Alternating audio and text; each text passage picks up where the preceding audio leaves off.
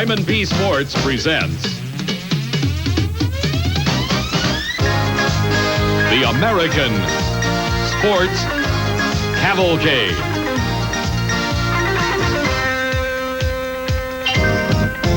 A panorama of speed, color, drama, and excitement. The American Sports Cavalcade. The world of outlaw sprint cars. Just about the nastiest breed of circle track racing machine man has yet devised. Wing wonders that weigh only 1,250 pounds and have 700 horsepower.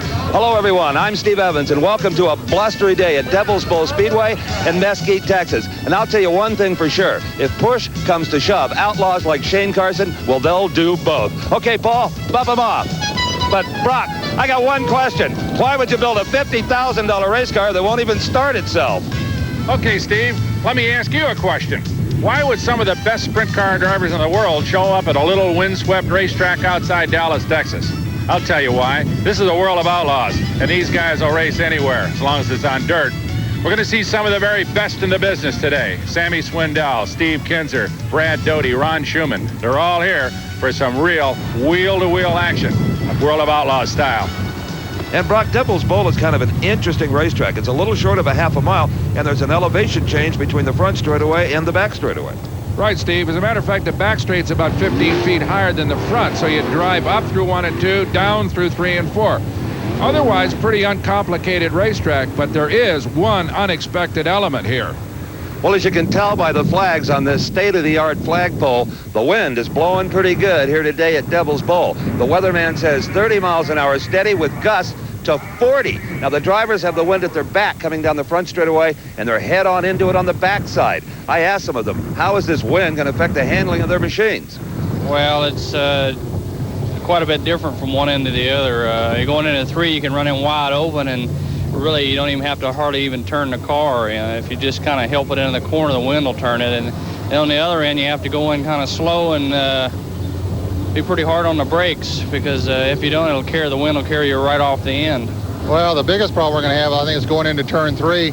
When you start down the hill into turn 3, the wind will be blowing into the car, and as the car turns and the side panel becomes exposed to the wind, it's going to blow the car down real hard on the left side. You probably see a lot of cars getting down on the left hard enough to where they might spin out. Right now it's making the cars a little bit wormy. We just got to make chassis adjustments for it, so we'll have to wait and see what happens. Wormy? Well, yeah, it just kind of dances all around in the middle of the corner and stuff. It's just, sometimes the gusts get up to about 30 miles an hour, and it just, with a 4x8 sheet of like aluminum on the sideboard, it just, it catches the wind, and it makes it do some phenomenal things, I'll tell you. Thanks. Well, these things do phenomenal things even when the wind isn't blowing. This is a 10-lap qualifying heat. That's 5 miles here at Devil's Bowl, and 4 of these cars will advance to the feature later in the day, Steve, and that's where the big payday is. $8,000 to win. $20,000 total, but you've got to earn your way into that feature. As you said, 4 will come out of each heat race. Also, 4 will come out of the Consolation. Once you make the main event, your starting position is determined by qualifying timed laps held earlier. And in addition, 4 of the Outlaws are seeded into today's feature because of their success yesterday in preliminary action. That is Steve Kinzer, Bobby Allen, Brad Doty, and Ron Schumann. So they don't have to worry about it. But one of the big stories here is Sammy Swindell, one of the very best of the Outlaws. He's going to have to work his way up just like all the rest of the guys. Looks like we got a green out, Steve. We do indeed, and it is one ST Jock Hodenschild from Ohio leading them down the front straight and into turn number 1. There's Hodenschild out in front. Well, Hodenschild is one of the really quick young drivers in this league. He's about 29 years old, comes from a sprint car racing family. There's a good race. For second, that's Sammy Swindell's younger brother, Jeff, in that 91 car, trying to get underneath Oklahoma City Shane Carson. Now, Jeff Swindell debuted this 91 car yesterday, a brand new machine, and the first time that Jeff has campaigned his own team, and he is underneath Shane Carson. There he goes into second place, down the back straightaway. Jeff Swindell, really one of the young hot shoes from the Memphis, Tennessee group of racers. Sammy, Bobby Davis Jr., a bunch of good drivers out of that area. And here's a battle for the 4th spot. 11A, Joe Clay, the yellow car, followed by Sheldon Kinzer, 3K, Lee Brewer, and Greg Woolley from Oklahoma City. Well, you notice that Lee Brewer lost his front wing there as Kinzer just nipped underneath him.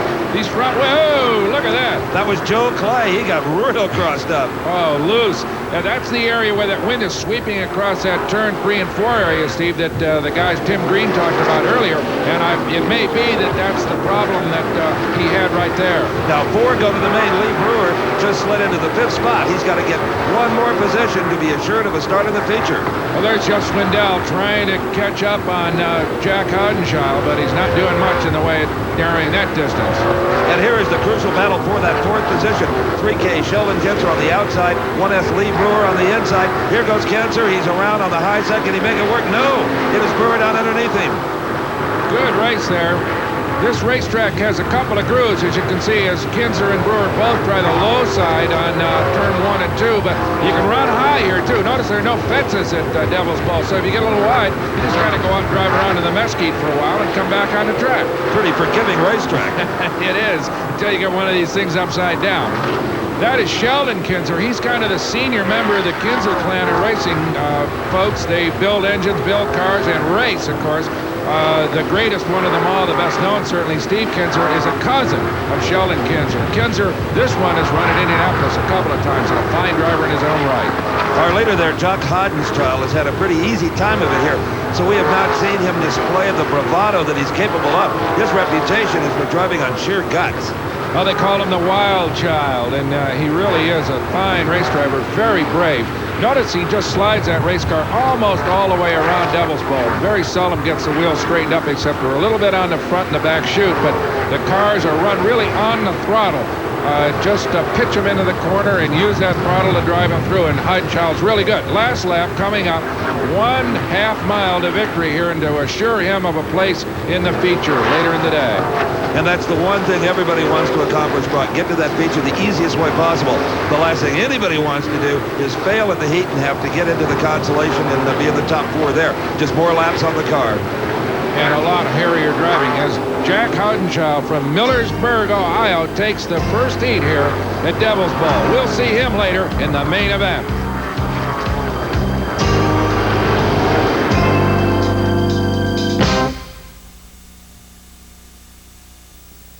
American Sports Cavalcade, brought to you by Goodyear Eagles. You either have Goodyear Eagles or you need them. By Pizza Hut, the home of pan pizza and Priazzo Italian pie. And by AC Delco, the smart parts. Test pilot Chuck Yeager for AC Delco. Up here, power when you need it can save your neck. When you get back down to your car, it helps too.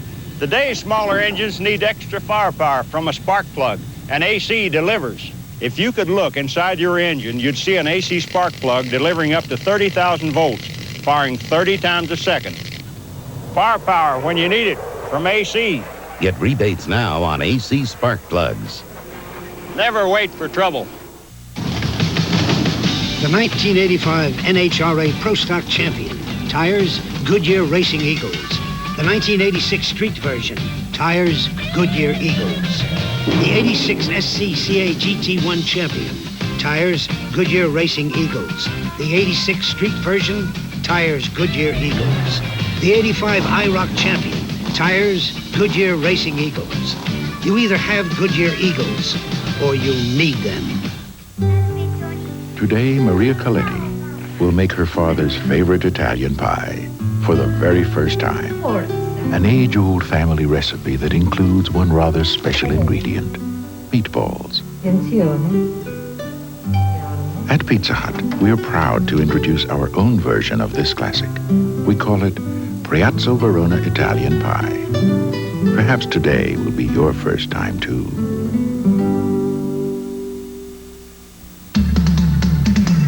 See the parade of prizes during the GMC Truck Great Escape Sweepstakes. But you have to enter to win. Nashville Now returns Monday night with more live entertainment from Opryland. I hope you'll join me, Ralph Emery, and our guest, Katie Phillips, T. Graham Brown, Shotgun Red, and John Schneider. Monday night on Nashville Now.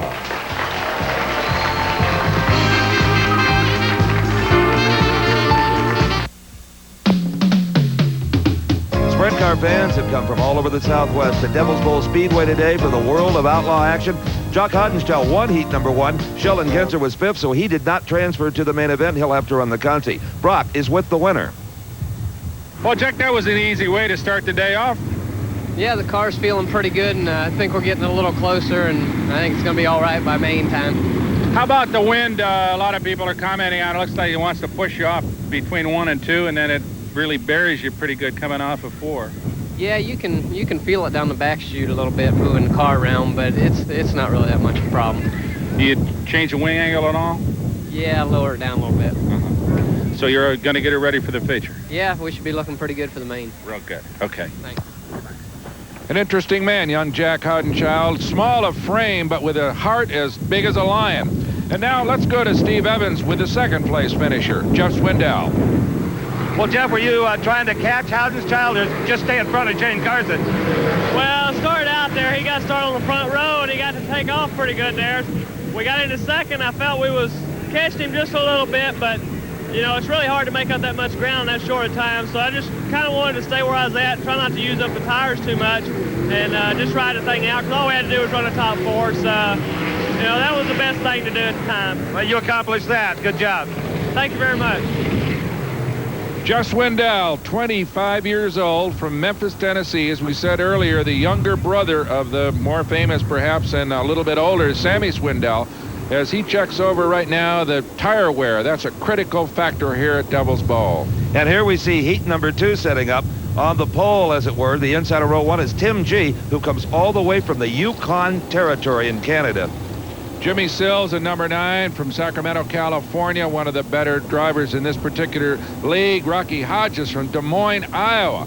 We saw him a couple of years ago, remember, at Syracuse, New York, run almost 140 miles an hour on a flat mile dirt track, Steve. In fact, he set the world record, which we saw later reset by Sammy Swindell. 410 cubic inch aluminum racing engines. They run on alcohol fuel injected, of course. And the wings are limited to 25 square feet, and that's about all the rules there are. Anytime you're around an oval track, you'll hear the word stagger. It has nothing to do with equilibrium, as Brock explained earlier.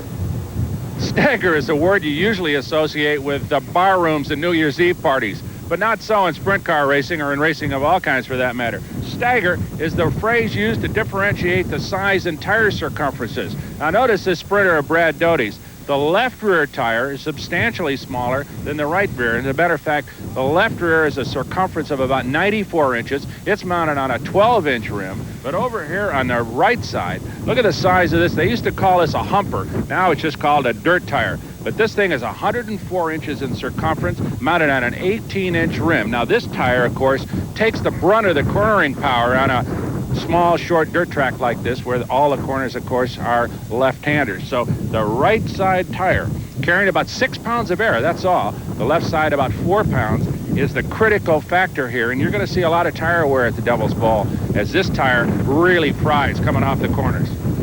Well, the Outlaws, as you well know, Brock, primarily run night shows. Anytime there's a day race, they were really challenged by the racetrack conditions. It doesn't stay kind of moist and gooey like it will at night.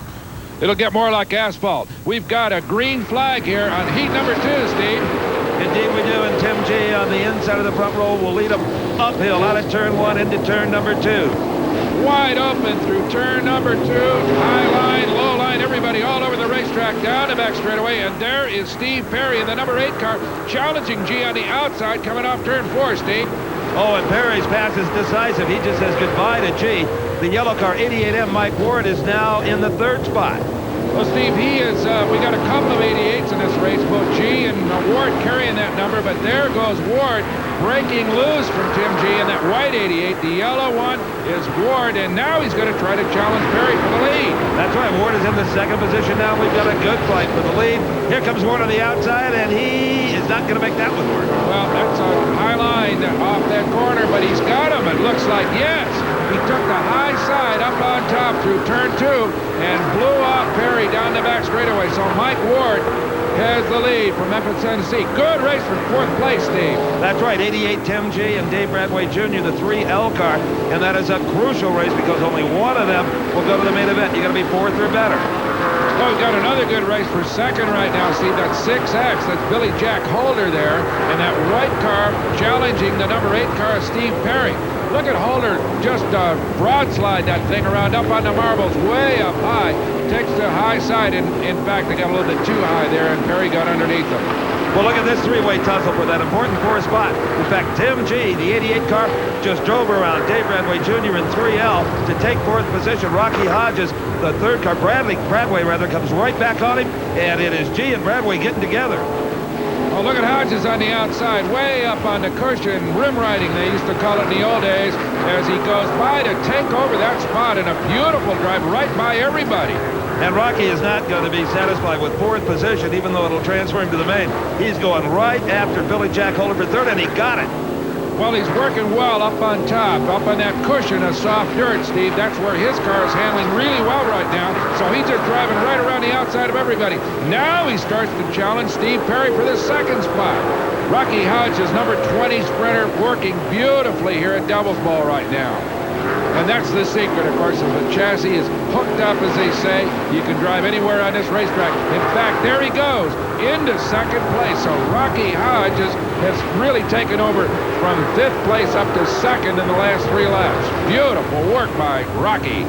And Rocky's going to have to be happy with second, Brock, because the leader, Mike Ward, number 88, he is long gone. The fight right now is for third place going on to the last lap between 8 Steve Perry and 6X Billy Jack Holder. Well, Steve, Billy Jack better gas it, because he is not going to catch Steve Perry for that third spot unless probably Perry gets a little wide on this final lap. It looks like Mike Ward right there is going to take it. Yep, he's the winner. Heat number 2 here at Devil's Bowl. So Mike Ward, yet another member of that gang of expert sprint car drivers from the Memphis, Tennessee area, takes the checker here at Devil's Bowl, and he'll move on to the feature.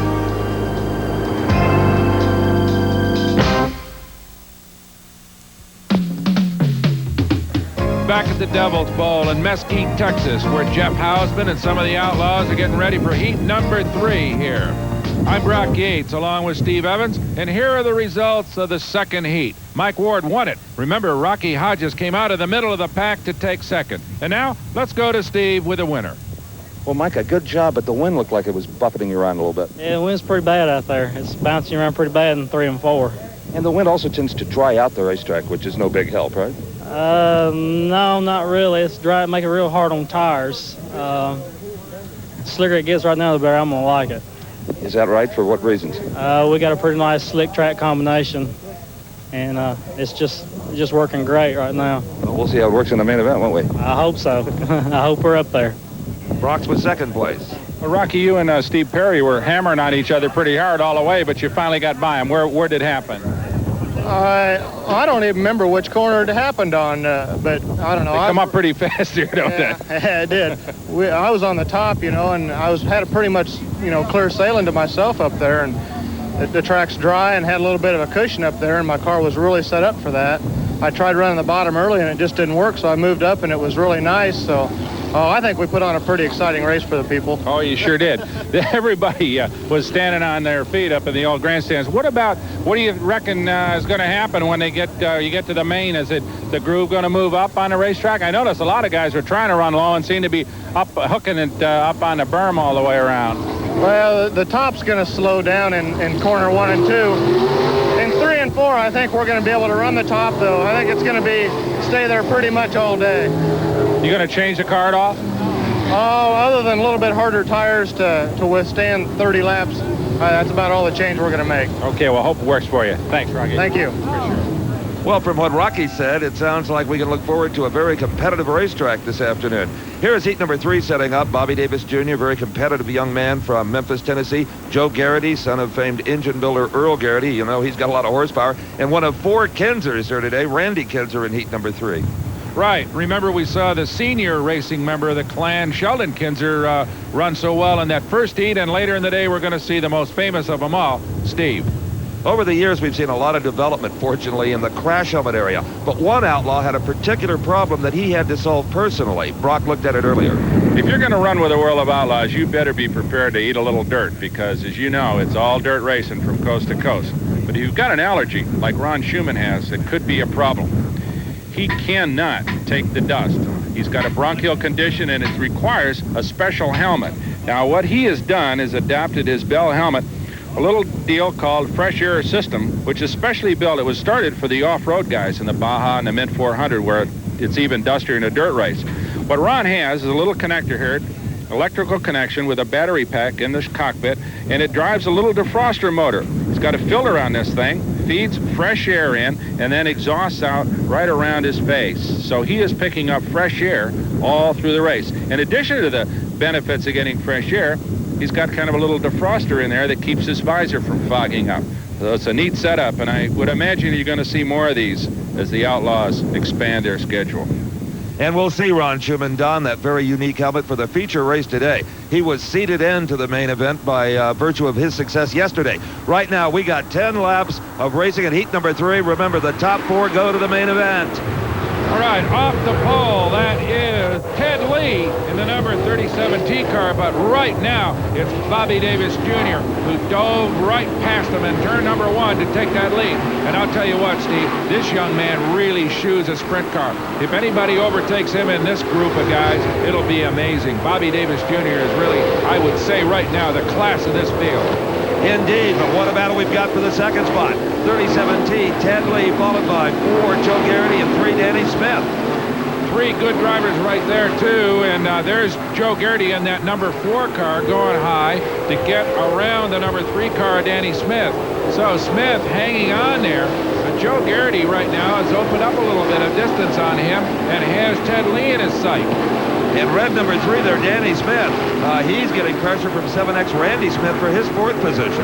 Now, Steve, you notice that both the Smith boys, they're no relation, by the way, are running up on top, as Rocky Hodges said, between turns 3 and 4. They're running down in the bottom in that wide turn number 1 and 2. But the cushion is being created on the outside of turns 3 and 4, and that's where they're riding up there.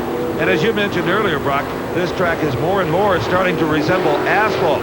As it dries out and becomes more abrasive, there you can see a blue groove condition developing. Well, one of the secrets of sprint car racing is the ability to read a racetrack and to set the car up for what will be changing conditions. Certainly the 30-lap feature race, and we'll see later, is going to have a totally different racing surface than what they've got right now. And the secret is to set the wing angles, pick the tire compounds, set the chassis for the race that comes up. And as the conditions change over 30 laps, they can be radically different at the end than they are at the beginning. And oftentimes the guy that guesses right is the winner. Well, Danny Smith, the red number 3, starting to pick up the pace. He is going after Garrity in the 3rd spot. It is Garrity with the big yellow wing and the 4 on it. Well, you notice that Danny got down low a little bit and then scrubbed off some speed. He had to kind of get out of the throttle, and that gave Joe a chance to just drive away from there a little bit. He lost quite a bit of time. There he comes again. Having at him one more time. Again, Danny trying to get underneath him, but Joe doing a good job. His car's hooked up pretty well, and look at this. He moves out to about a 5-car length lead for that position down the back straight. Well, one thing riding high will do for you, you keep the engine RPMs up. You get the tires spinning just a little bit coming out of that turn, and you can launch down the straight. Right. Look at that tire smoke come off of that right rear tire of Joe Garrity's. That's just hooked up traction right there. 700 horsepower working. There goes Danny Smith trying him on the outside now. Danny seems to get off turn 4 a little bit better than Joe, but Joe gets off turn 2 better. And here comes number 6, Bobby Davis Jr. out of turn number 4, going for the checkered flag. But the real fighters for that 3rd spot between Joe Garrity and Danny Smith. Smith on the outside, the red number 3. Now he ducks inside. What a race with that 3rd position. Danny Smith got him.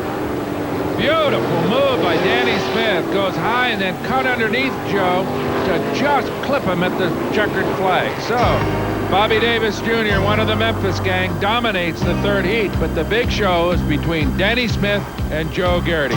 We'll be back with more from the Devil's Balls. In Italy, there are many ways to make the classic Italian pie. From blends of fine meats to the best cheeses, even poultry. Each recipe a closely guarded secret. In America, there is a special Italian pie. We call it Priazzo. You'll find it baked fresh each day, only at Pizza Hut. And that's all we intend to tell you. I always thought it was crazy. People spend thousands of dollars on a car, and then when it comes to taking care of it, they try to save a few cents on no-name brands. It's a lot smarter to put in ones you've heard of, like Fram oil and air filters, Autolite spark plugs and wires, and Bendix brakes. After all, If you're going to put a lot of money into a car, spend a little taking care of it. It could save you from a lot of trouble down the road. Racing's a family affair for NHRA driver Warren Johnson. His son Kurt is the crew chief, and together they're constantly expanding the frontiers of engine design. And we have confidence in each other, so we don't have to go ask whether something has been done or it hasn't been done. I mean, we don't worry about it being done right, because that's our approach. You do it right the first time. Watch the Johnsons in action at the NHRA World Finals this week on Hidden Heroes. Sunday at 12:30 p.m. Eastern, 11:30 a.m. Central, 9:30 a.m. Pacific on TNN. The magic is back. Springtime cruising on the General Jackson. The magic of the paddle wheel and the calliope, of costume performers strolling the decks, the unforgettable magic of a showboat cruise on the historic Cumberland River. It's all waiting for you on board the magnificent General Jackson, the grandest showboat of them all. It's a whole new season of rousing fun, delectable dining, and spectacular entertainment, featuring a dazzling troupe of actors, dancers, singers, and musicians in sensational shows, guaranteed to bring back all the magic of the old-time showboats. So get on board at the Opryland USA dock for a springtime cruise you'll never forget. Both daytime and evening cruises are now available. Call for information and reservations, 889-6611, or write to General Jackson Reservations, 2802 Opryland Drive, Nashville, Tennessee, 37214. Don't miss out on the magic.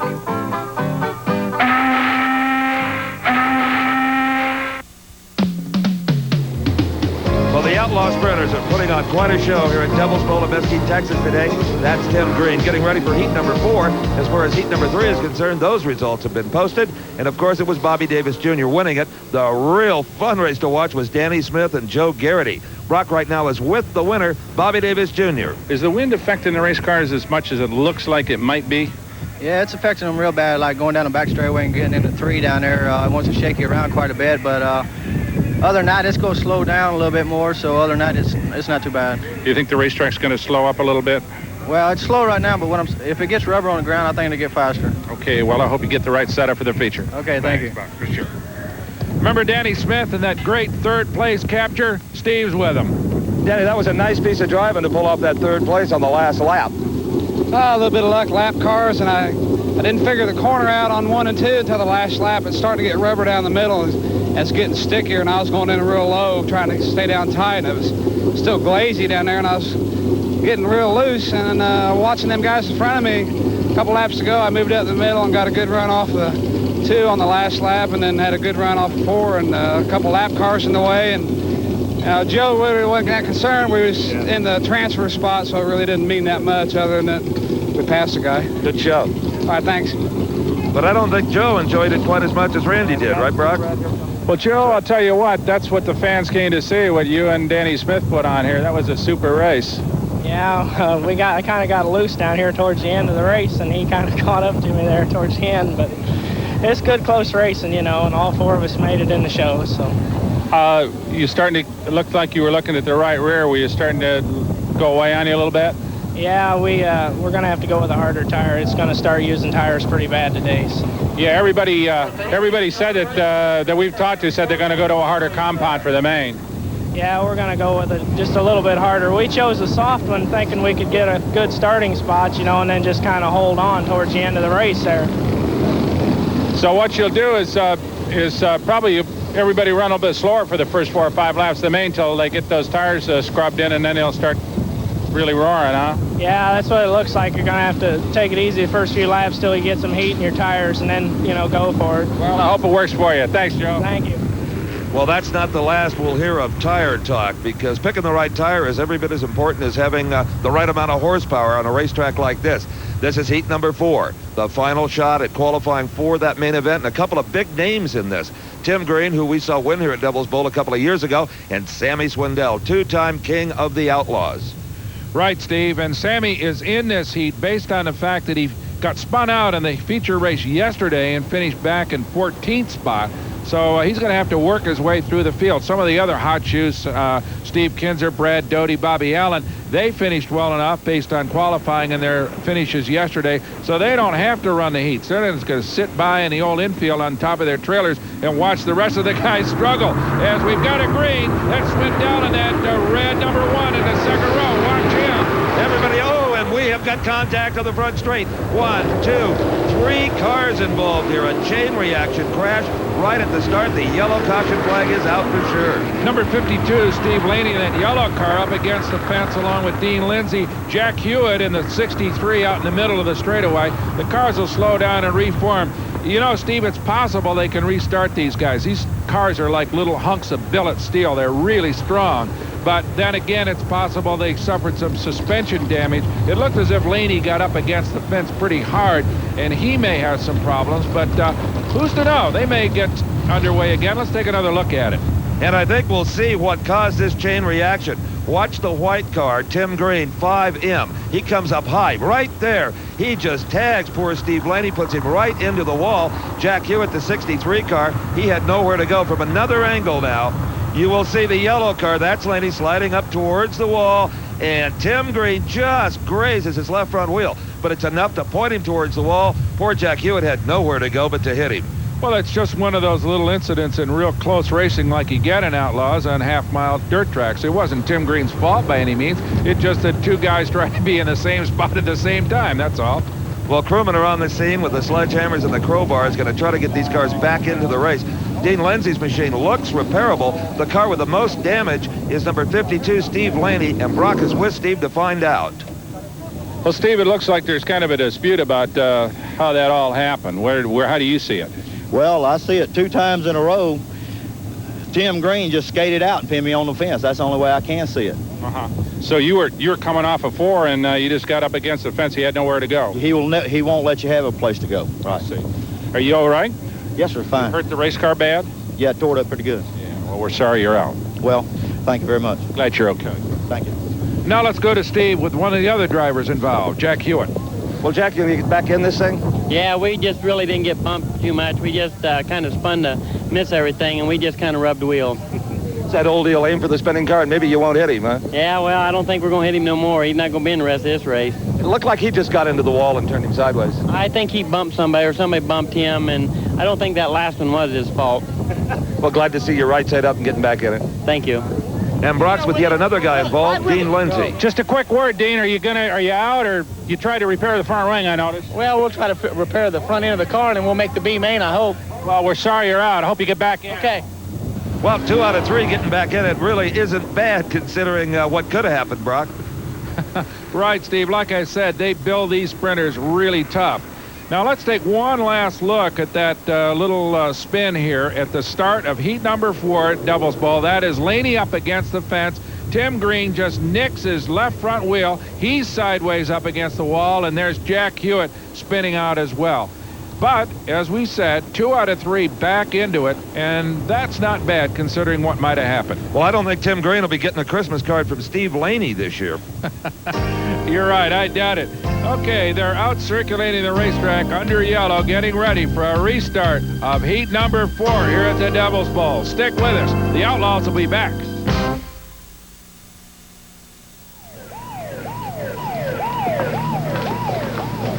You know, whenever we senior Americans get together, the subject of health care is sure to come up, and costs are skyrocketing.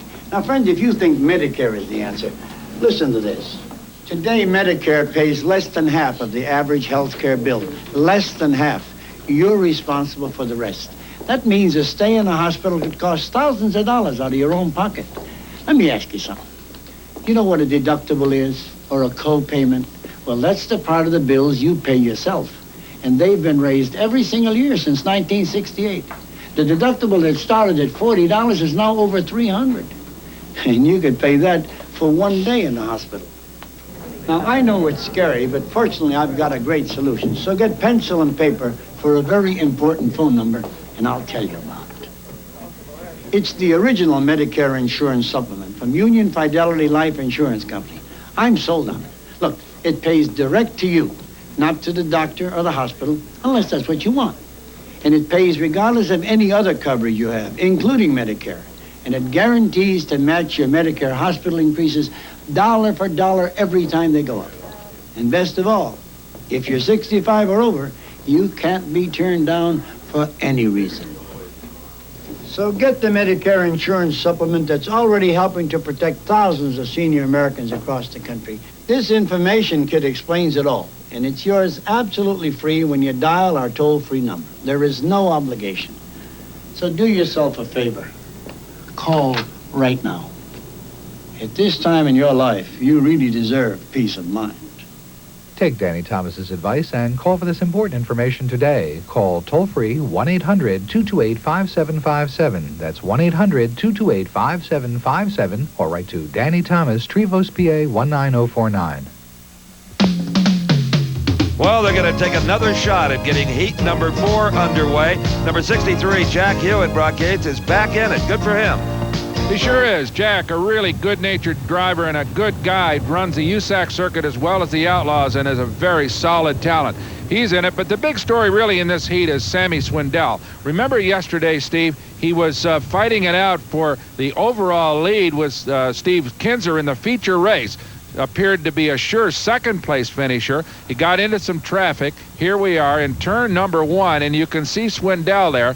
And number 78, Todd Kane, right in front of him, spins. Sammy tries to go to the outside and just nicks his left rear wheel on Kane's rear tire and takes himself out. He was running pretty hard at that point, Steve. He almost kind of did a wheel stand before he came to a stop. It just reared up like a bucking horse, didn't it? Were it not for that incident, we would not see Sammy Swindell today until the feature. As it stands right now, he has got to be in the top 4 of this final heat race. If he's not, then he'd have to go to the Consolation, and no one remembers the last time Swindell was seen in a Consolation race. Right, absolutely. As we watch him come off turn 4, the green is out. Mark Kinzer has the lead, but right there, look at this. Sammy Swindell ducks underneath Ed French to take the second spot. That was just classic Swindell. Now he goes after Mark Kinzer. Anytime you're chasing a guy with the surname of Kinzer, you know he's not going to be easy to get. He's the youngest of the clan, but boy, driving like a real veteran right now and managing to hold off Sammy Swindell. Swindell, though, slowly moving in on him and may take him down in turn 3. Ooh, look at this race report, Steve. That is 5M Tim Green, who was involved in that earlier accident. 63 Jack Hewitt behind him, and 56 Rick Hood. Ed French is in front of that formation, running in the 3rd slot. But right behind him, 3 guys with big reputations, Green, Hood, and Hewitt. And there goes Hood challenging Green down into turn number 3, Steve. Now he can't make it stick. So Tim Green holds on to that 4th spot. Tim Green loves to stay down in that low groove all the way around the racetrack if he can do it. And here are the leaders again. Mark Kinzer, the white car out in front of the beautiful red number 1, and Sammy Swindell. Now you notice that both of them are running kind of a middle groove. They're kind of running down in the bottom through turns 1 and 2 and kind of mid-track in 3 and 4. But both of them are running the same basic pattern here. Now Ed French is being threatened for that 3rd spot. Tim Green coming up on him, Rick Hood, and Jack Hewitt as well. Well, it's going to be interesting to see what kind of tire wear we get off of this particular heat, because this racetrack is really getting asphalt hard right now. And look on the inside, that is Tim Green, 5M, getting by Ed French any way he can. Green is really aggressive. He is. And Jack Hewitt got a little sideways coming off there, too. He may have had to get out of the throttle, figuring one more time there with trouble with Green. All right, there is a big challenge by Sammy Swindell on Kinzer, but he can't make it stick. These guys are really having at it. Sammy may be holding back a little bit, just trying to save that right rear tire. Look at this. He slowed down, Steve. Swindell has got a flat right rear tire.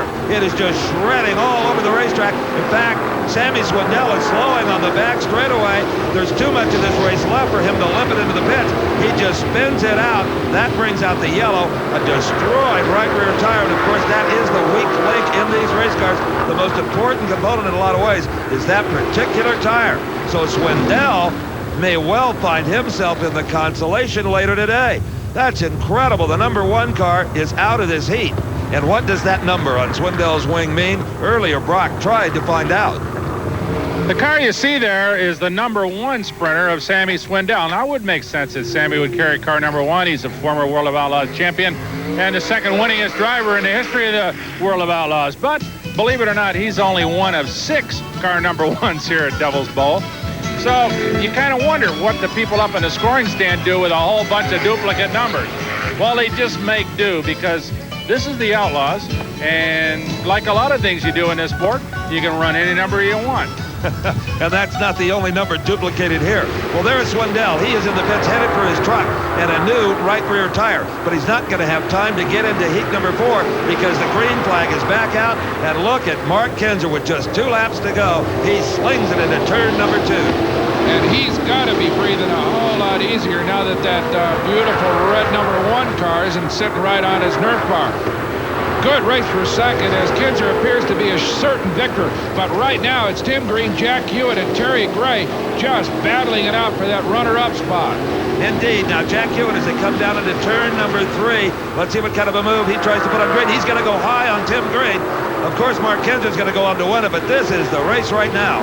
Hewitt goes way up in the marbles, maybe got up in the loose stuff a little bit and couldn't make it stick. So Tim Green comes on home in second place. Jack finishes in third. Right behind him, Terry Gray. And Ed French, who remember started on the pole, comes home in 5th. Unfortunately, not good enough. Only 4 cars transfer to the feature. All right, there are a couple of Swindell's crewmen completing the bolting down the bead lock on his right rear tire. Steve is with his car owner. Well, Brock, I'm with Raymond Beadle, car owner for Sammy Swindell. And Raymond, I know once a year you look forward to running in front of the hometown fans, and something has definitely gone wrong here today. Well, definitely. We always like to do good, here at home in Dallas. We don't get to run here that often. Fortunately, last time we was here, we won. But, today he's having a little bit of problems. But now he has to run the B. But like we was talking earlier, sometimes that can be an advantage. He'll get a little better feel of the track going into the A. So he has to finish in the top 4, which we're pretty certain he'll do that. Well, the tire we saw come off this car was not worn out. It was cut. Yeah, he looked like he run over something, had about a 6-inch gap in the tire. And, that's unfortunate. But they had 3 or 4 restarts, but they always have to be on the front. Well, from what I can see in the trailer, Sammy Swindell is no prima donna. He's in there busting tires with the guys. Yeah, well, he's trying real hard right now. And like I said, we're having to mount up an extra set of tires because we weren't planning on running this B feature, and he is getting all ready for the A. But we think we'll be ready. Yeah, we look forward to seeing the Blue Max Funny car this season, and, of course, the NASCAR car of yours also. Thank you. Hope we're there. Okay, let's go to Brock with the winner of heat number 4, Mark Kinzer. Well, Mark, I guess if you'd had a rear view mirror in that thing, you would have seen all that going on behind you, but you kind of stayed out front and avoided all the trouble. Yeah, the car was hooked up real good. We had a little tire wear. I noticed me and Sammy got into a pretty good racer, and he had a flat. I don't know if he wore it out or what, but track's getting to where it's eating a little tires. We're going to make a few changes and hope to be in there for the feature. Everybody talking about going to a lot harder compound for the main, huh? Oh, yeah, we went from a 40 to a 60, which is a pretty good change. Well, I hope it works for you. Okay, thank you. Congratulations. Thank you. Good job. Well, often the consolation in this kind of racing is kind of a ho-hum affair. It's not going to be when we come back. Sammy Swindell is in a must-win situation.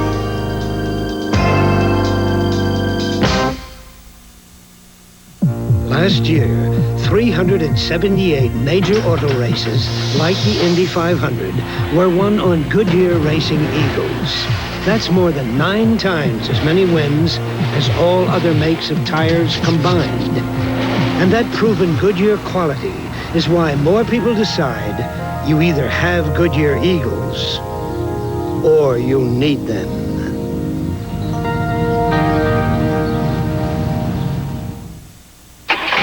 When the big Q flows, America goes.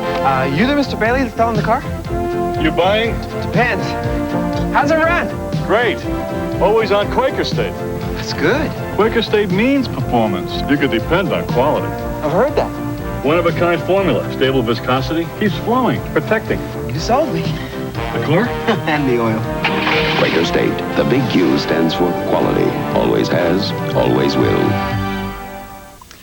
Are you tired of crash diets? Well, now there's the easy, sensible way to lose weight. The all-new Fiber Fit diet. With the Fiber Fit diet, I lost 10 pounds in 2 weeks, and I never felt hungry. It not only works, but it gives me more energy. I lost 10 pounds with Fiber Fit. I lost 6 pounds. Just take Fiber Fit with each meal, eat all you want, and still lose weight. First, it gives you that full, satisfied feeling without drugs. And Fiber Fit's unique formula has scientifically proven ingredients that actually remove excess fat. And this product is so new, it's not yet sold in stores. And it is so effective, weight loss is guaranteed, or your money back. So, what do you have to lose? Pick up the phone and call now to get Fiber Fit. Use your credit card and call toll-free 1-800-833-7000. And order Fiber Fit now at the special introductory price of just $14.95 plus $3 shipping. That's 1-800-833-7000. A new right rear tire being bolted on the number 1 car as the crew prepares it for the Consolation. Brock is with Jack Hewitt, who had a lot better luck at heat number 4 than Sammy Swindell did. Well, Jack, from the jaws of defeat, as it were, you got back, made the main anyway. That was, I bet you were reckoning when you're sitting on the sidelines that it wasn't going to work that way, huh? Yeah, well, we just kept struggling, you know. After Sammy dropped out, Ricky and I, before he did, I hit Ricky back there and lost a lot of time. I about spun.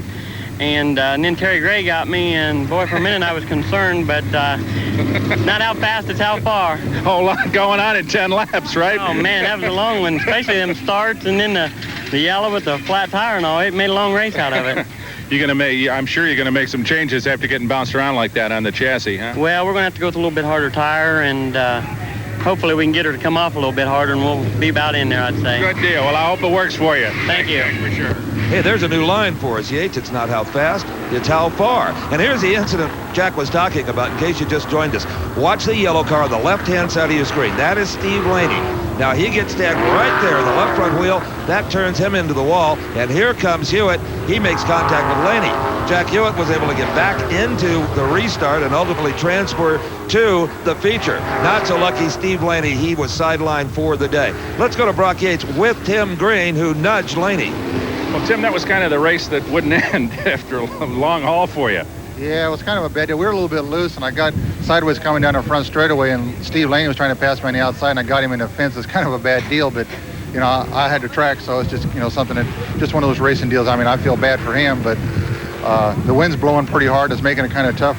The feature's probably going to have some wrecks in it, too. I just hope that, you know, it's not a bad deal, and I just hope the race goes good. Sure.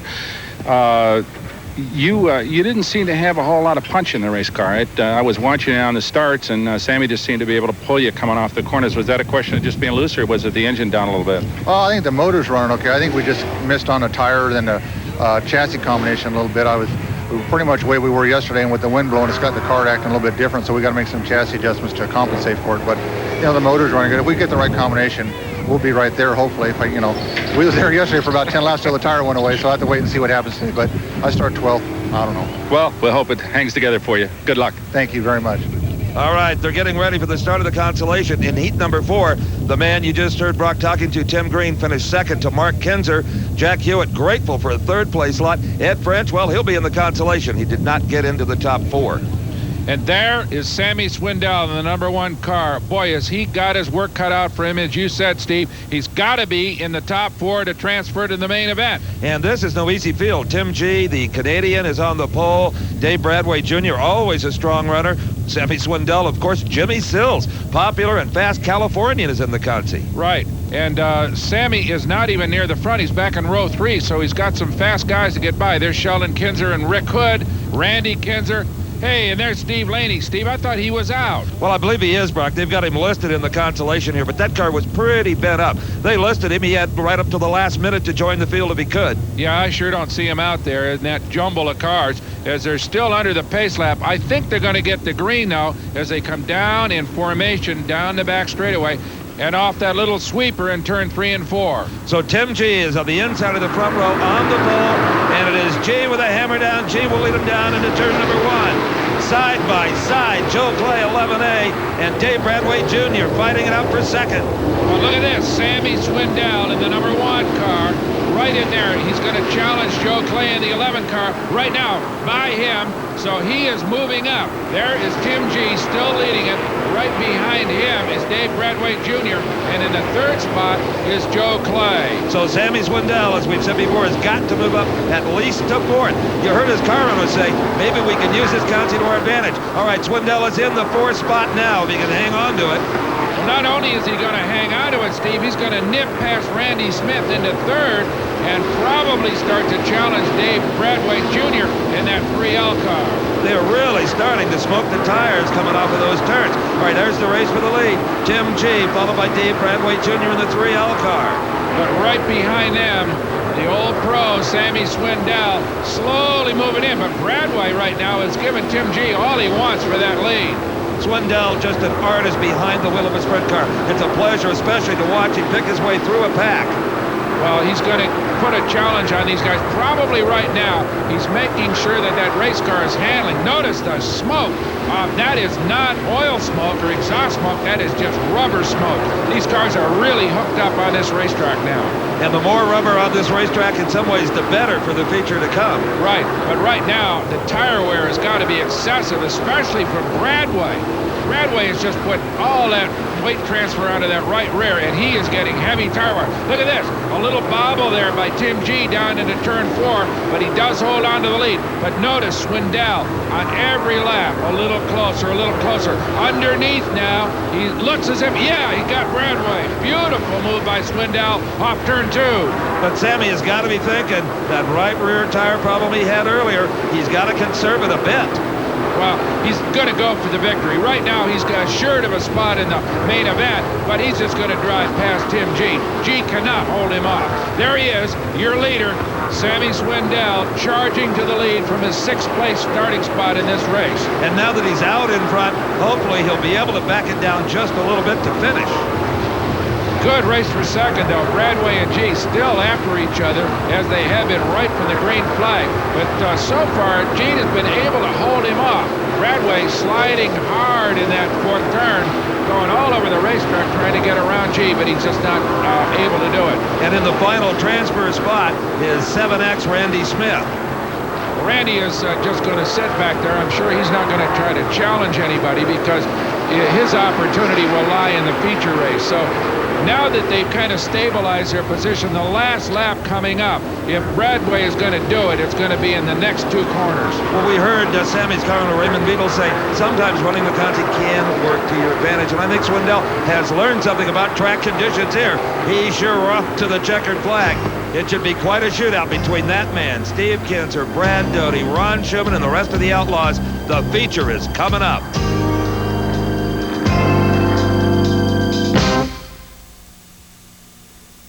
You know, not many fishermen will ever catch a record-breaking lunker like this 20-pounder. But everyone can be a better bass fisherman.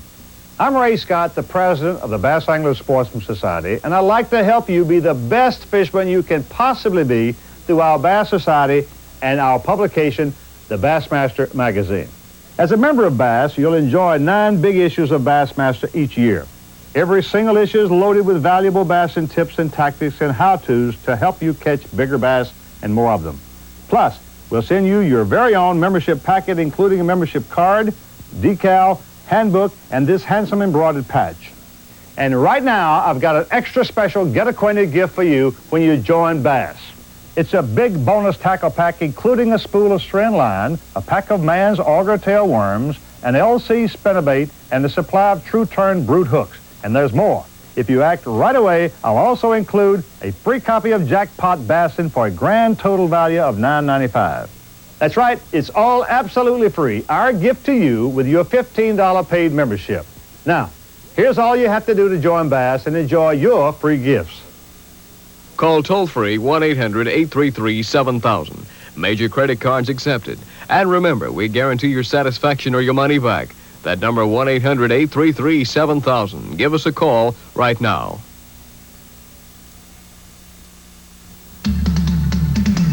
See the parade of prizes during the GMC Truck Great Escape Sweepstakes. But you have to enter to win. This is America's #1 address for country music. And if you have a question or a comment about your favorite shows on the Nashville Network, please write us in care of TNN Viewer Services, 2806 Opryland Drive, Nashville, Tennessee, 37214. Well, we got some hardcore happy sprint car fans here in Mesquite, Texas. They just saw Sammy Swindell win the B feature. He's in the main event. Now let's go to Steve with the man on the pole. I'm with Steve Kinser on the inside of the front row, the pole position, as it were. And Steve, everybody's talking about tire wear. Some drivers even wanted a stop at the middle of the race to replace tires. The Outlaw officials say no. How does that affect you? Well, we got the hardest thing I got on. They're making a dirt car tire right now, so if we can't go, I don't think anybody can. A lot of it depends on some drivers can get around a little smoother, like Bobby Allen, and won't get as much tire wear. And you know, you got guys like me that's probably a little harder on right rear tires. So I'm normally got to run as hard as I can. Good luck to you. I hope it works. Okay, let's go to the outside of row number 1 and Brock Yates. Thanks, Steve. I'm on the outside of the front row here with Ron Schumann, the 21X.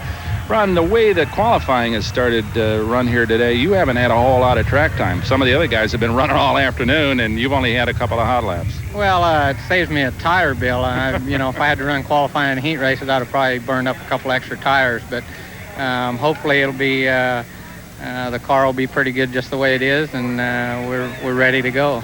A lot of guys are worried about tires. They're worried that 30 laps just going to tear them up real bad on this racetrack with this heat and a hard surface. Well, it isn't so much the hard surface, but it isn't smooth. It's got sheep's foot holes in it. It's kind of rough, and it doesn't get any rubber down, and consequently your footprint of your tire is never completely on the racetrack. So it makes it to where you're loose all the time, and it's going to tear up a tire where most other places this dry would be okay with a softer tire. We're worried about the hardest thing we can get.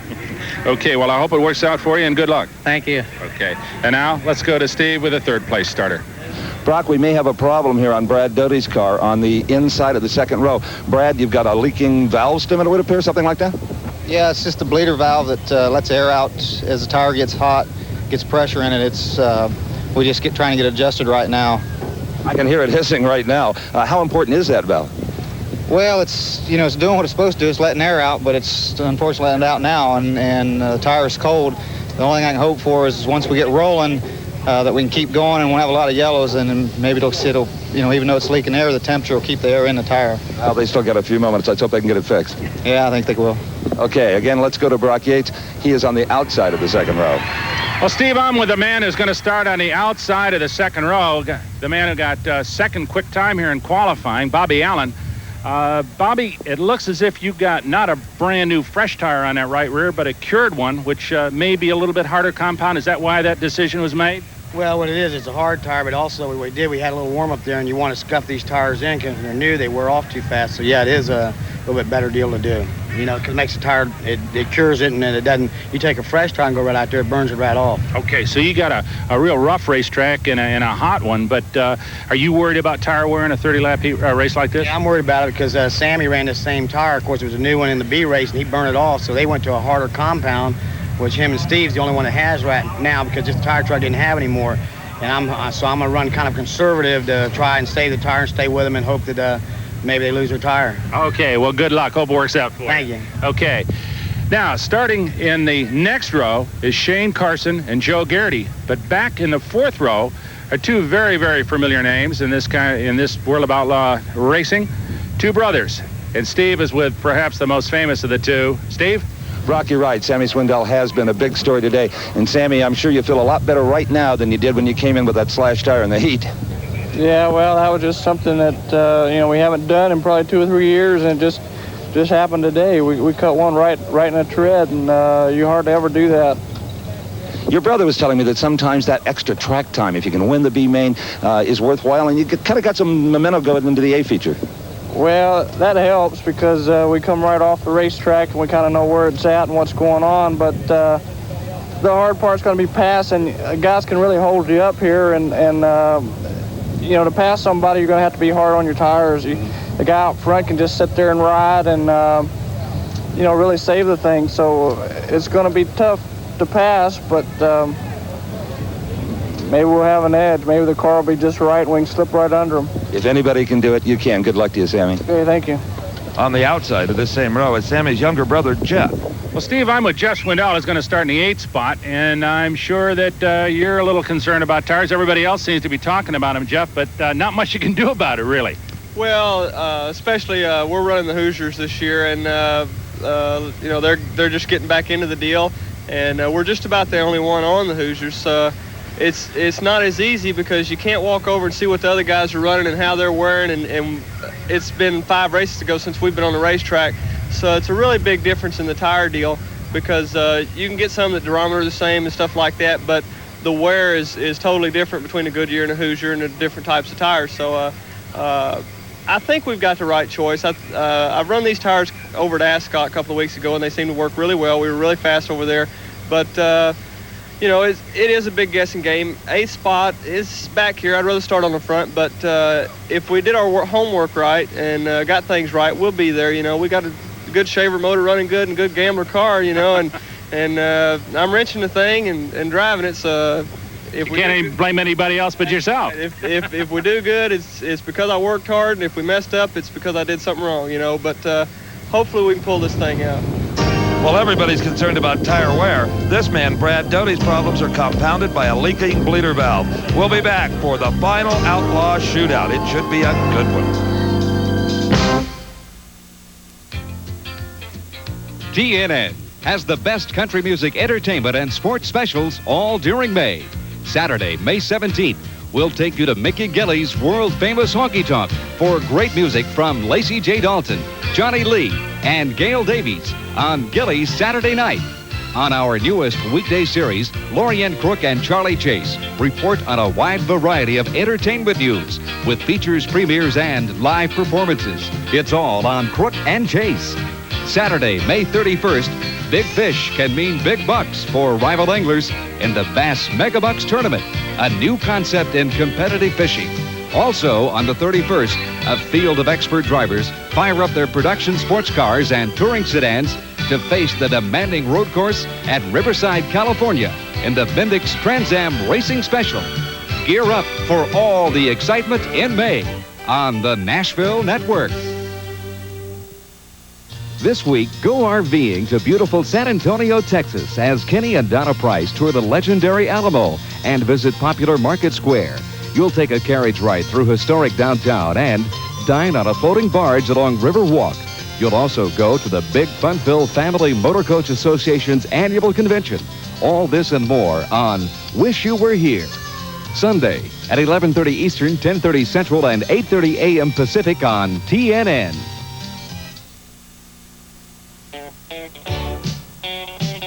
Share the joy of the world's greatest gospel music this Memorial Day weekend when Opryland presents the 7th Annual Gospel Jubilee. For 3 days, some of your favorite gospel performers will be sharing their faith and song at Opryland's Theater by the Lake. Beginning at 5:30 p.m. on Friday, May 23rd, see the Lewis Family, the Tallies, and Opryland's own Cumberland Boys. Then Saturday, May 24th, the Cumberland Boys welcome the legendary Masters 5, the Kingsmen, and the Cathedral Quartet. On Sunday, May 25th, the Masters 5 and the Kingsmen will be back, along with the Rex Nealon Singers. One $14.95 ticket admits you to all 3 days of exciting Opryland shows, miles of wild rides, and great gospel music. It's the gospel music event of the year, the Opryland Gospel Jubilee, May 23rd, 24th, and 25th at Opryland in Nashville. It's the famous 4x4 sprint car pace lap here at Devil's Bowl. I'm Brock Yates along with Steve Evans. And believe me, those guys are going to pair up and take the green flag for a 30-lap feature race here. $8,000 to the winner, over $20,000 in total prize money, and you can be sure the fans are waving them on. They're about ready to go one more pace lap, and then we'll have a start, Steve. This is the Outlaws salute to that crowd. Now they'll form up for conventionally in 2x2 rows. I think they ought to start them 4x4. Well, we've seen some pretty wild action on 2x2 starts. Remember that Steve Laney crash, and that's a tight spot on this racetrack. We've had some close calls, and of course Laney did not make the feature, probably because of that. So there's Sammy and Jeff Swindell side by side, a big field and a strong field. You know, a lot of experts here, including some of the Outlaw officials, Ted Johnson, really like Bobby Allen because of that hard tire you two talked about. Yeah, Bobby Allen really has made a sneaky little deal there to put that cured tire on. Everybody else, as far as we know, is using a fresh tire, a very hard compound, though. Remember in the B-Main, we saw a lot of tire smoke, just like a dragster pro stocker coming off of the corners, just hooked up so hard. And starting dead last is our friend Jack Hewitt, who's come back from all kinds of adversity today. On the front row, Steve Kinzer and Ron Schumann, as we have got a green flag start. Down the front straightaway they come, and we've got big trouble. That is Jack Hoddenchild, upside down, a couple of nasty spins, and more trouble at turn one. That's Dave Bradway Jr. and Jeff Swindell in the 91 car all hooked up down there. But the serious problem is right here in turn 4, right on the front straightaway. That is Jack Houdenchild. No injuries in turn number 1, Brock. Jeff and Dave Bradway Jr. both appear to be okay, and oh, what a relief.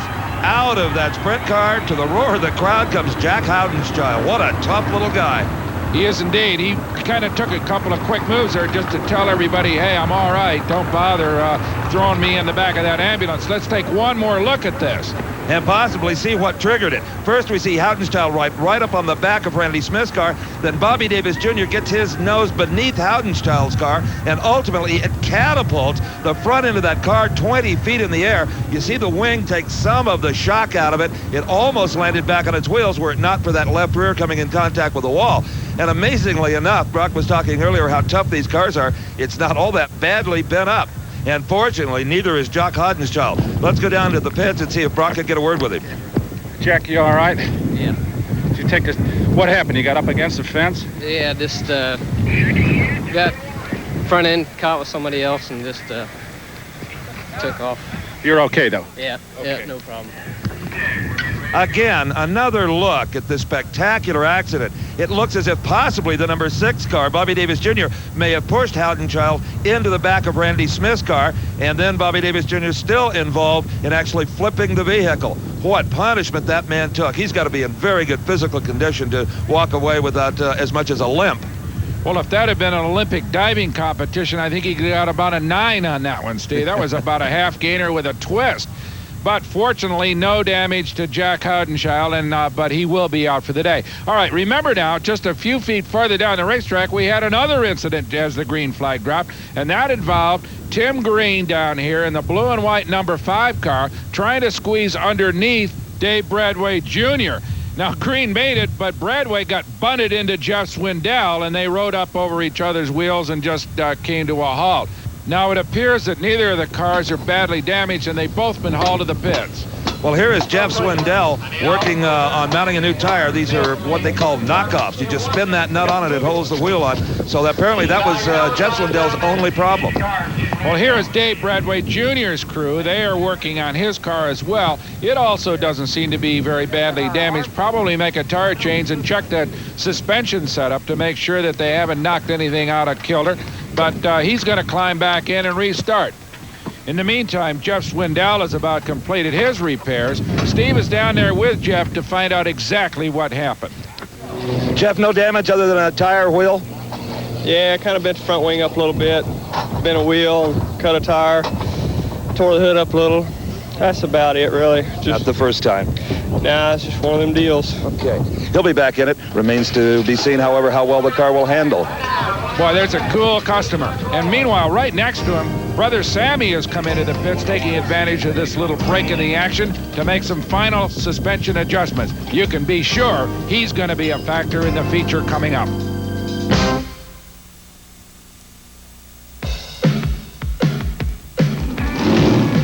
In 1985, the winning cars of the most prestigious auto races were equipped with Goodyear Racing Eagles. So it's small wonder that in 1986, most of the finest high-performance street cars are equipped with Goodyear Eagles. You either have Goodyear Eagles or you need them. For Players Club International, Mr. Telly Savalas. You know, I love the excitement in Atlantic City and Las Vegas, and okay, I get VIP treatment. Now you too can get VIP treatment and big savings just by carrying the Players Club Gold Card. You too can save 25 to 60% off rooms, 25 to 50% off top name entertainment, always 25% off food and beverages. In Atlantic City, use your Players Club Gold Card at Harrah's Marina, Resorts International, Trump Plaza, the Saints. In Vegas, use it at the Riviera, Frontier, Sahara, Sands, the Mint. Hey, no strings attached to get the club's benefits. You listen to Telly? Call Players Club today. Call me now. I'll send you all the information you need about Players Club. And if you join now, you'll receive this handsome travel wallet absolutely free.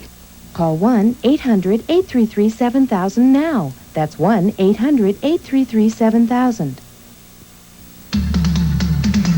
See the parade of prizes during the GMC Truck Great Escape Sweepstakes. But you have to enter to win. You're watching the best of the country in the country with more stars, shows, and specials to entertain and brighten your day every day. Yes, this is America's country home, a great place to be. TNN, the Nashville Network. You'll remember the accident at the start of the feature just a few minutes ago that took out Jock Hodges' child. Well, car number 6, Bobby Davis Jr., has been put at the back of the pack, penalized, in other words, for apparently causing that yellow flag, Brock Yates. Well, you know, Steve, they just put in that 6-foot retaining wall along the front straightaway this year. It narrowed up the racetrack considerably, and it may be that the guys just aren't used to coming off turn 4 quite as tight as they were.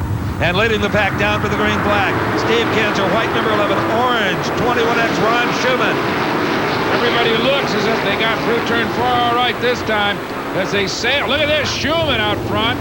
Got wide, though, coming off of turn 2, and there goes Steve Kinzer out into the lead. Oh, boy, this could be dangerous when Kinzer gets out in front. The winningest outlaw ever. $250,000 last year, $1 million in career earnings.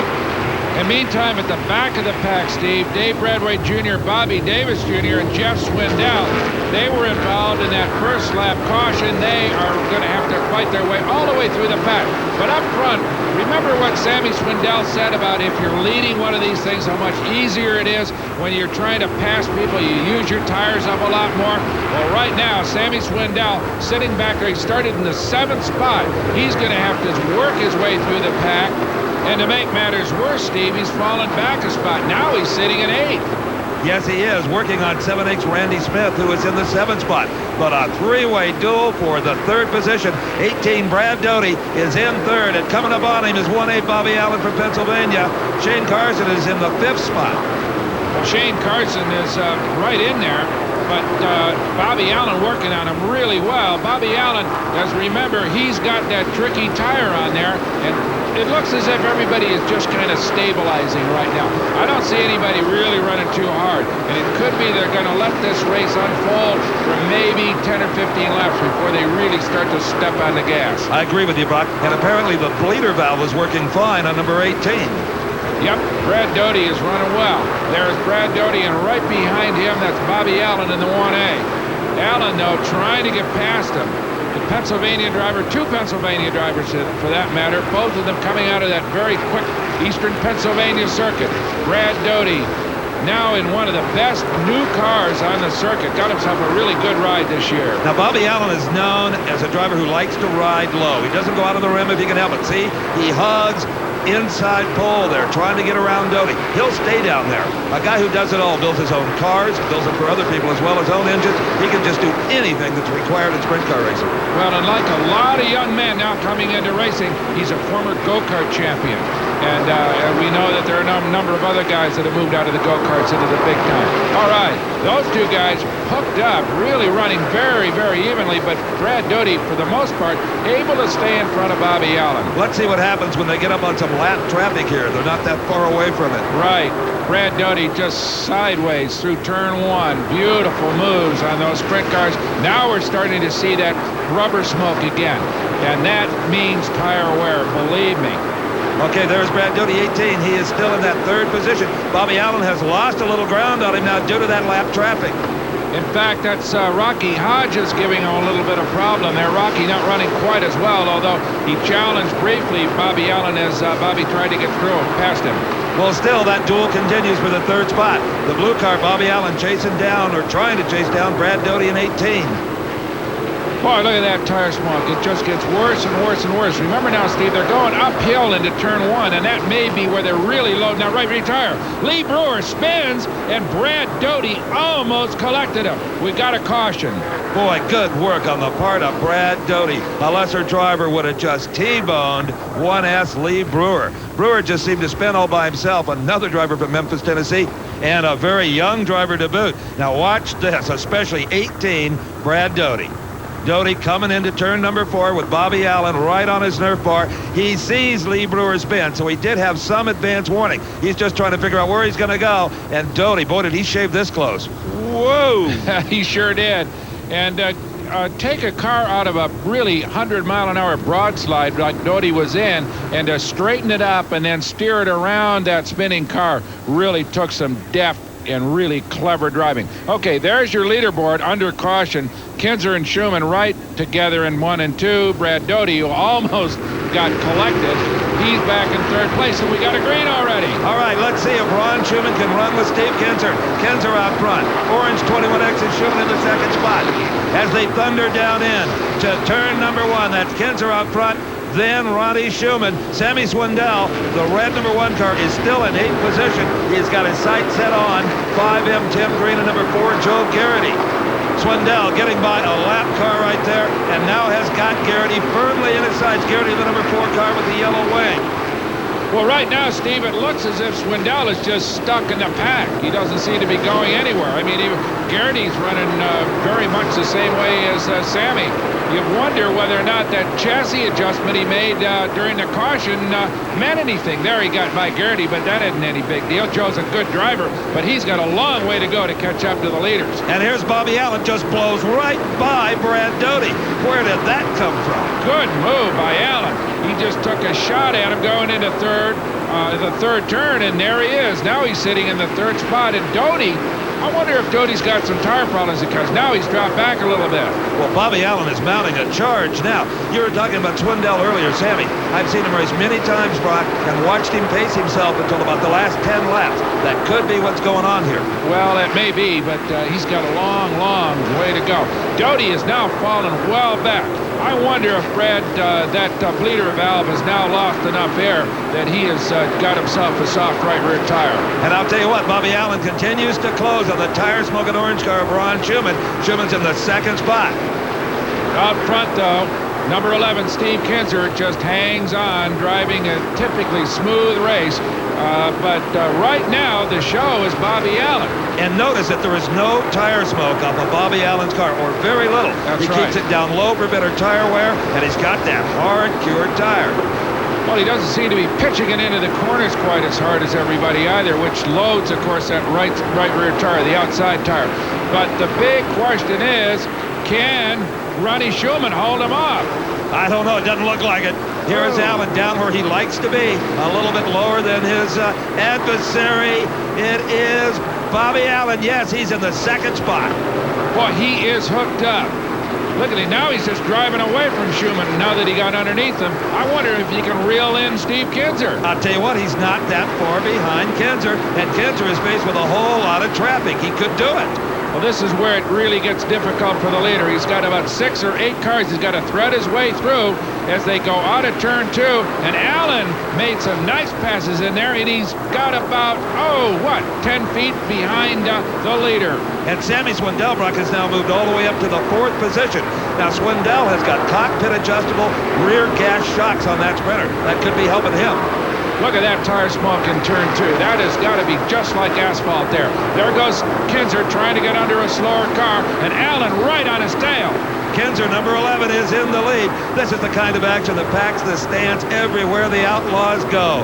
Kinzer staying down low, trying to weave his way through all of this traffic and doing a brilliant job. Well, you remember earlier in the race, in the heats, everybody was riding up high, up on top. But now they're hooked on that inside rail on the bottom. Oh! Kinzer gets bumped. Kinzer is pushed high. They're going to get underneath him now.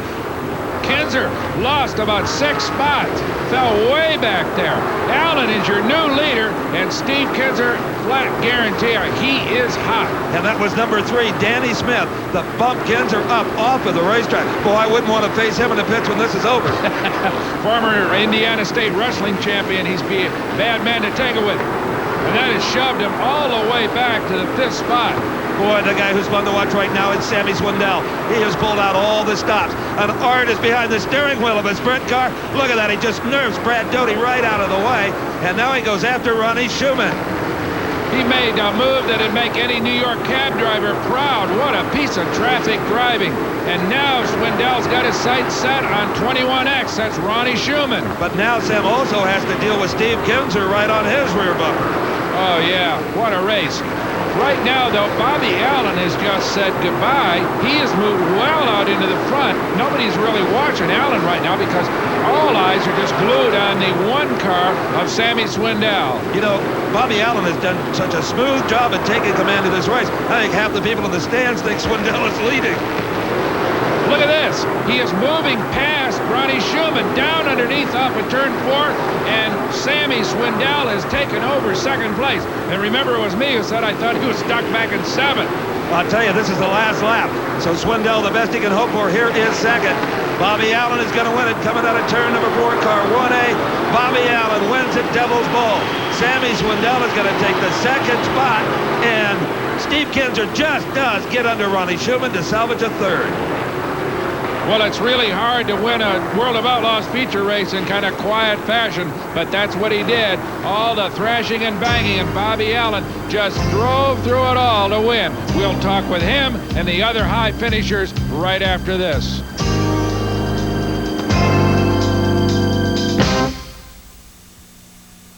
In my line of work, your insurance isn't on a piece of paper. It's up here, and it's in your equipment. With all the technology that's built into today's cars, I just don't trust mine to anything but AC filters.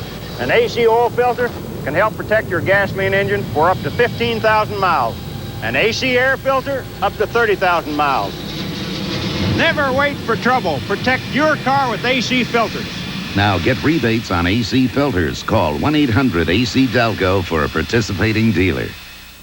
Last year, 378 major auto races, like the Indy 500, were won on Goodyear Racing Eagles. That's more than 9 times as many wins as all other makes of tires combined. And that proven Goodyear quality is why more people decide you either have Goodyear Eagles or you need them.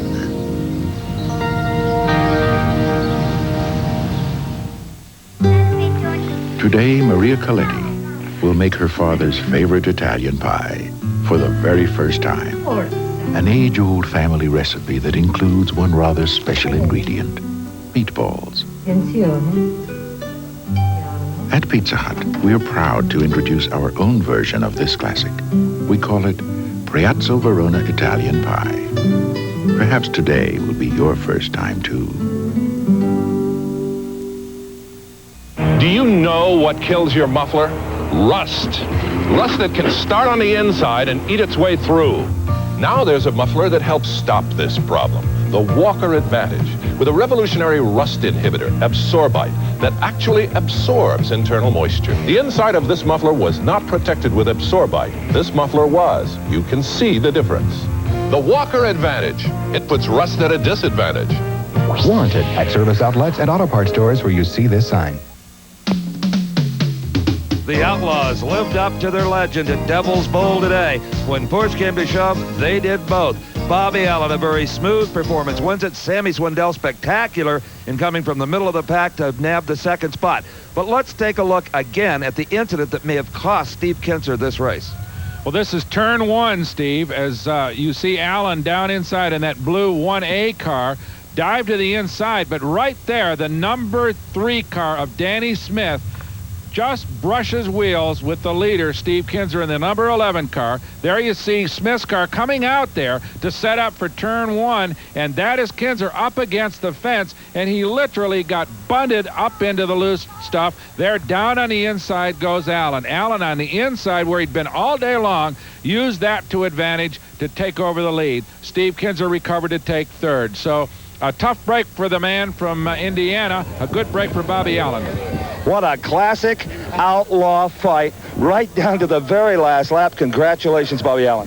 Thank you. I appreciate it. It's just good when you win on these races. It's fun when you beat the good guys. You know, Ted Johnson, the president of the Outlaws, said Bobby Allen will win this because he's running a cured right rear tire. Well, that helped, and I saved it for a little bit. I didn't race till about 20 laps to go. I stayed back and just kind of rode behind because I knew we were going to burn them, and then I was hoping they'd start losing them, and it looked like that happened to me. Well, Kinzer had a handle on it, then he got wide, a few cars got underneath him, then Swindell started to move. Yeah, well, I didn't see Swindell, but I did see, I seen Steve. I was getting him, and he got in lap traffic there and got screwed up, so just made it a little easier. $8,000 payday, not bad. Yeah, everybody be happy. Bobby Allen, what a fight. Let's go to Brock Yates with the second place runner. Sam, I'll tell you what, that was one of the greatest comebacks I've ever seen. It was fantastic. I thought you won it, but you just couldn't quite run him down, huh?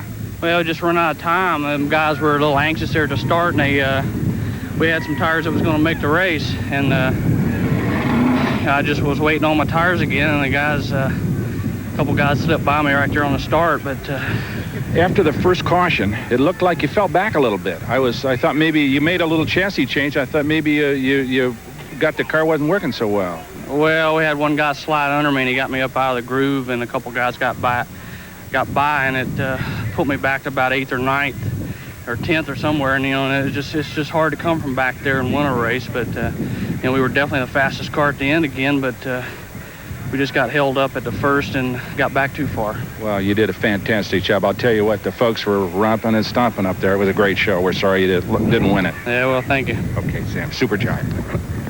And now let's go to the man who had the tough break in this race.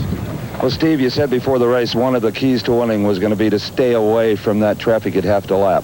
Well, he just got against Danny and got me out in the loose stuff. When he did, it put me back to about 5th, and he's lucky to get back up and run 3rd, so I guess that's part of racing. Well, all the horror stories about tires proved to not really happen. Everybody seemed to be in pretty good shape. Well, everybody was pretty well just like myself, was taking it easy on him, maybe a little bit too easy. I had enough rubber left so I could run hard them last few laps, and maybe I should have been running a little bit harder and not have anybody quite that close, but my mistake today. Well, sorry to see you put out that way. That's all right. Our congratulations to everybody, Steve Kinser, and in particular to Bobby Allen, who won it here today at Devil's Bowl. Well, they may call themselves outlaws, but we find them to be perfect gentlemen and some of the most exciting racers on this planet. When the Outlaws come to your town, go see them. To recap the final results, Bobby Allen from Pennsylvania wins it. Tennessee and Sammy Swindell on the second spot. From Indiana, Steve Kinser. From Arizona, Ryan